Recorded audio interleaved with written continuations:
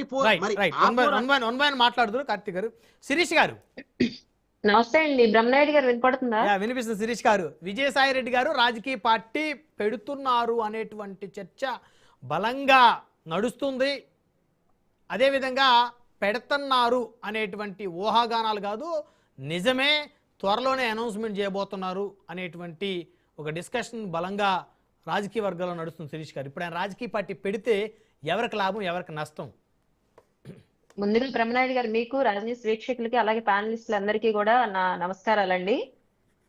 విజయసాయి రెడ్డి గారు అనే వ్యక్తి ఇంతకు ముందు మాట్లాడినటువంటి ప్యానలిస్ట్, ఆయన ఆల్రెడీ మీరు కూడా చెప్పారండి ఇంట్రొడక్షన్ లో, A2గా వాళ్ళ గవర్నమెంట్ ఉండగా A2గా వ్యవహరించినటువంటి వ్యక్తి, అంటే సెకండ్ పర్సన్ గా జగన్మోహన్ రెడ్డి గారి తర్వాత వ్యక్తిగా వ్యవహరించినటువంటి వ్యక్తి. అలాంటి వ్యక్తి ఈ రోజు పార్టీ పెడుతున్నారు అంటే దానివల్ల నష్టం ఎవరికి ఉంటదండి? వాళ్ళకే ఉంటది. క్లియర్ గా అనలైజ్ చేశారు కదా ఇందాక. వాళ్ళకి మాత్రమే ఉంటది, వాళ్ళ పార్టీ ఓటే చీలుతుంది. లేదు అంటే ఆయన ఒకవేళ రెడ్డి సామాజిక వర్గానికి సంబంధించిన ఓటుని ఏదన్నా చీల్చాలి అని అనుకున్నా గానీ, ఇక్కడ టీడీపీలో గాని జనసేనలో గాని ఉన్నటువంటి వాళ్ళు ఎవరు కూడాను ఇంకొక పార్టీ వైపు చూసే పరిస్థితులు లేరు. ఎందుకంటే వైసీపీ అనేది ఆల్రెడీ 151 సీట్ల నుండి 11 సీట్లకు పరిమితమైనప్పుడే వాళ్ళు పునరాలోచించుకోవాలి. రెండోది, అందులో ఉన్నటువంటి ఒక కీలకమైనటువంటి వ్యక్తి వెళ్ళిపోయి పార్టీ పెడుతున్నారంటే అది వాళ్ళ పార్టీకే నష్టం, మాకు వచ్చిన నష్టం అయితే ఏమీ లేదు. ఇకపోతే మూడవది, ఇప్పటికీ కూడా పునరాలోచన అనేది లేకుండా ఏదైతే గత 5 సంవత్సరాల పాటు అబద్ధాలు చెప్పి ప్రజల్ని మభ్యపెట్టి ముందుకెళ్లారో అదే విధానాలు ఇప్పుడు కొనసాగిస్తున్నారు. ఏదైతే అరాచక పాలన 5 సంవత్సరాల పాటు కొనసాగించారో అదే అరాచకాలు ప్రభుత్వంలో లేకపోయినా కూడా కొనసాగిస్తున్నారు. ఇకపోతే ఇందాక వైసీపీ శేఖర్ రెడ్డి గారు డిఎస్సిలో నవీన్ అనే అబ్బాయికి జాబ్ గురించి మాట్లాడారు సార్. దానికి నేను నా గవర్నమెంట్ సైడ్ లో నేను చెప్పాలి. నవీన్ అనే వ్యక్తి మెరిట్ లిస్ట్ లో ఉన్నాడు, కానీ సర్టిఫికేట్ పరిశీలనకు ఆ అబ్బాయి హాజరు కాలేదు. సర్టిఫికేట్ పరిశీలనకు హాజరు కాని అబ్బాయికి ఉద్యోగం ఇవ్వటం అనేది ప్రభుత్వ నిబంధనల ప్రకారం కుదురుతుందా? కుదరదు కదా. వెరిఫికేషన్ రానటువంటి వ్యక్తికి ఉద్యోగం ఎలా ఇస్తారు?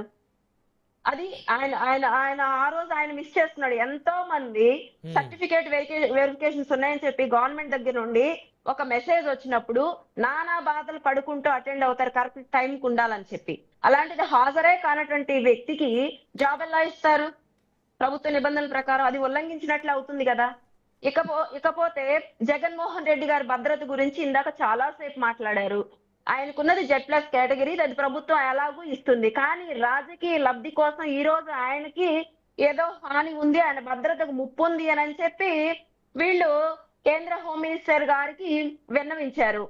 అందులో జగన్మోహన్ రెడ్డి గారు బయటికి వచ్చినప్పుడు ఏదైతే ఆయన వెళ్లాల్సిన ప్రదేశం కనీసం 1 కిలోమీటర్లో, అంటే ఫర్ ఎగ్జాంపుల్ ఇక్కడ భవానీపురం నుండి తాడేపల్లికి ఒక 5 km 4 km ఉంటుంది. అన్ని కిలోమీటర్లు కూడా 6-7 గంటల సేపు ర్యాలీలు చేసుకుంటూ వెళ్తున్నారు అనేది కూడా అందులో మెన్షన్ చేస్తే బాగుండేది.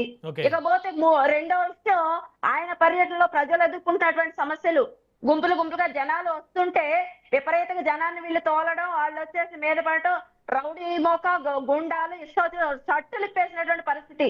షర్టులు ఇప్పి 2 జేబులలో 2 మందు బాటిల్స్ పెట్టుకొని విచ్చలవిడిగా వికృత చేష్టలు, సైలెన్స్ ఎల్పీకి రోడ్డు మీద 0. మీరు చూశారు కదండి వీడియోలో లేవా? నిన్న వెళ్ళిన పర్యటనలోనే అతను షర్టు విప్పేసేసి 2 జేబులలో కూడా మందు బాటిల్స్ ఉన్నాయి.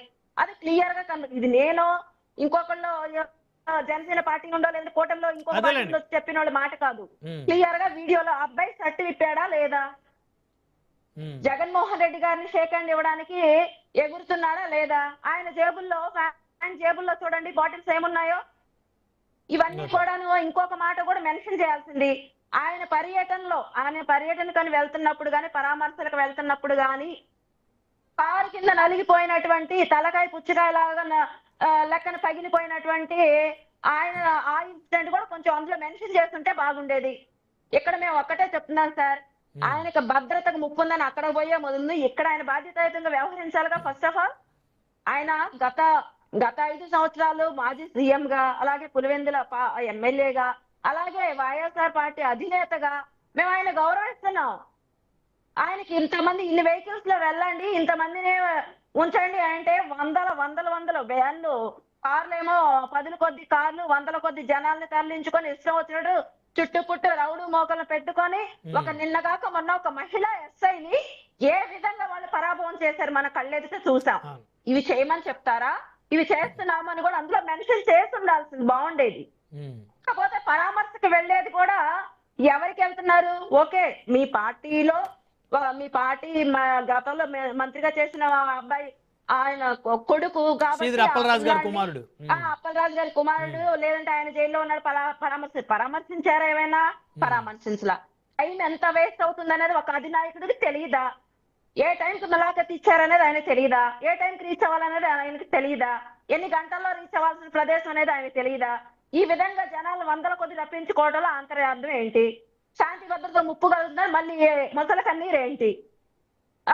పరామర్శించారు. పోనీ పక్కనే యాక్సిడెంట్ లో చనిపోయినటువంటి ఆ దానయ్య కుటుంబం, నిరుపేద గొర్రెల కాపరి కుటుంబాన్ని ఏమైనా పరామర్శించారా? అది లేదు. 40 సంవత్సరాలు అయిపోయినాయి, అంత ఇబ్బంది ఏం కాదని చెప్తున్నారు. ఇదేనా అండి ఒక పార్టీ అధినేతకి? గతంలో 5 సంవత్సరాలు మిమ్మల్ని నమ్మి ఓట్లేసినటువంటి ప్రజలు అందరూ చూస్తున్నటువంటి మాట్లాడాల్సిన మాట ఇదేనా? కనీస బాధ్యతాయుతంగా వ్యవహరించమంటున్నామండి. కూటమి ప్రభుత్వం ఎక్కడా కూడా ఆయనకు భద్రత కల్పించడంలో ఎటువంటి లోటుపాట్లు చేయలేదు. వీళ్ళు కావాలని మీడియా దృష్టిని ఆకర్షించడం కోసం ఈ రోజు భద్రత అని చెప్పి సెంట్రల్ గవర్నమెంట్ కేంద్రం హోంశాఖ అమిత్ షా గారి దగ్గరికి వెళ్ళి వినవించుకుంటున్నారు. నేనంటుంది ఏంటంటే ఇవి కూడా అందులో ఇంక్లూడ్ చేస్తే బాగుండేది అనేది. అంటే ఇప్పుడు మాజీ ముఖ్యమంత్రి, ఒక పార్టీ అధినేత, 40% ఓట్ బ్యాంక్ ఉన్నటువంటి ఒక పార్టీ అధినేత, ప్రధాన ప్రతిపక్ష, అంటే ఒక ప్రధాన ప్రతిపక్ష హోదా అనేది పక్కన పెడితే ప్రధాన ప్రతిపక్ష పార్టీ అధినేతకి కనీసం ఒక భద్రతని ఇవ్వాల్సినటువంటి బాధ్యత ప్రభుత్వానికి ఖచ్చితంగా ఉంది కదా మేడం? ఇచ్చాం కదండి, ఇస్తూనే ఉన్నాం కదా. వాళ్ళని ఎక్కడైనా అదే మహిళా ఎస్ఐ కదా, అక్కడున్న మహిళా ఎస్ఐనే కదా. భద్రత కావాల్సినటువంటి మహిళా ఎస్ఐ మీద వీళ్ళ రౌడీలు, గోండాలు, ఆడబిడ్డ అని కూడా చూడకుండా, ఒక అధికారి అని కూడా చూడకుండా ఆవిడ కూడా ఇష్టం వచ్చినట్లుగా ఆవిడని ఎంత పరాభవం చేశారు మీరు అందరూ, మనందరం చూసాం కదండి. ఏమండి, రౌడీ మొక్కలు, గుండా మొక్కలు వేసుకొని మా ఇష్టారాజ్యంగా మేము గత 5 ఏళ్లలో చేసాం, ఇప్పుడు కూడా మా ఇష్టం వచ్చినట్టు చేస్తాము అని అంటే మేము చూస్తూ ఊరుకోవాలి. ఆ మహిళా ఎస్ఐ మీదకి వెళ్ళిన వాళ్ళు ఎవరి మీద చర్యలు తీసుకోకూడదు. ఆమెకి ఏం జరిగినా పరాభవం. ద్రౌపదికి అక్కడ ఆ రోజు ఏం జరిగిందో తెలియదు, కానీ ఇక్కడ మాత్రం అది మన చరిత్రలో చదివాం, కళ్ళెదుటగా చూసాం మహిళా అధికారి మీద జరిగినటువంటి అరాచకం. ఇకపోతే అరాచకాల గురించి వీళ్ళు మాట్లాడుతున్నారు కాబట్టి, ఇంకా శేఖర్ రెడ్డి గారు మాట్లాడారు కాబట్టి నేను కూడా కొన్ని ప్రస్తావిస్తాను. గతంలో ఇప్పుడు ఆయన భద్రతకు ముప్పు వచ్చింది అంటున్నారు కదా బ్రహ్మనాయుడు గారు. గతంలో వీళ్ళు ఏదైతే చంద్రబాబు నాయుడు గారు ఈయన తిరుపతి విమానాశ్రయంలోనండి, తిరుపతి విమానాశ్రయంలో ఎన్ని గంటల పాటు అక్కడ వీళ్ళు అయ్యన్న పాత్రుడు గారు కుమారుడి పెళ్లికి వెళ్తున్నప్పుడు, నర్సీపట్నం వెళ్తున్నప్పుడు గాని, ఎయిర్పోర్ట్ లో గాని రౌడీ ముక్కలు కార్లపై దాడులు చేయించింది మర్చిపోయారా?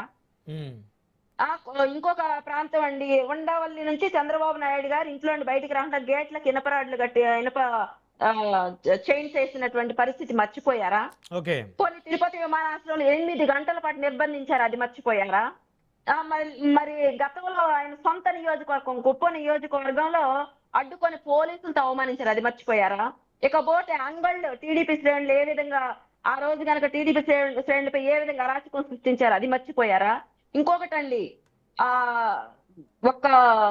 ఇక్కడోనండి చంద్రబాబు నాయుడు గారు వెళ్తుంటే లైట్లు కూడా తీసేసినటువంటి పరిస్థితి, టార్చ్ లైట్లు, ఫోన్లలో ఉన్న టార్చ్ లైట్లు వేసుకొని కాలినడకి వెళ్ళినటువంటి పరిస్థితి కూడా మనం చూస్తున్నాం. ఇవన్నీ ప్రజెంట్ ముఖ్యమంత్రి గారు, గతంలో ప్రతిపక్ష నేతగా ఉన్నటువంటి చంద్రబాబు నాయుడు గారు తెలుగుదేశం పార్టీ జాతీయ అధ్యక్షుడిగా ఉన్నప్పుడు జరిగినటువంటివి ఇవన్నీ నేను చెప్తుంది.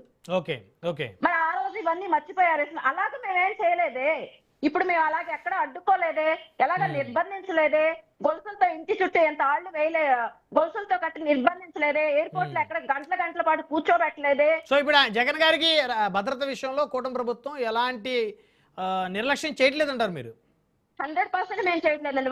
పోలీసులు ఇచ్చినటువంటి ఏవైతే ఆర్డర్స్ వాటిని నిబంధనల్ని ఉల్లంఘించి వాళ్ళు ప్రవర్తిస్తున్నారు. శాంతి భద్రతలకు విఘాతం కలిగించి అరాచకాలు సృష్టించాలని వాళ్ళు ట్రై చేస్తున్నారు.